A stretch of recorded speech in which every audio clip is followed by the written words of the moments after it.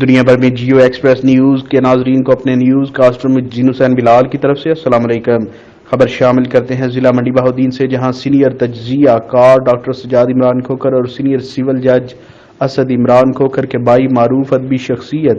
Senior صحافی سہیل عمران کھوکھر کا ختم 10واں کی محفل ان کی رہائش گاہ واقع العباس چوک پھالیا میں منعقد کی گئی۔ تقریب کا آغاز تلاوت کلام پاک سے سینئر سول جج اسد عمران کھوکھر نے کیا، جس کے بعد ملک کے نامور نعت خوانوں حماد اسلم چشتی، ناصر الطاف سہر وردی، ذیشان اظہر بٹی چشتی، شرجیل عباس اور میاں غلام شبیر عرف داری نے بحضور سرور کونین صلی اللہ علیہ وآلہ وسلم و آل پاک ہدیہ عقیدت پیش کیا۔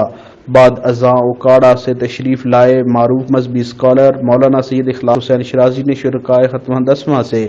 خطاب کرتے ہوئے سید الانبیاء خاتم النبیین حضرت محمد مصطفیٰ اور آپ کی آل پاک کی عظمت و فضائل بیان کیے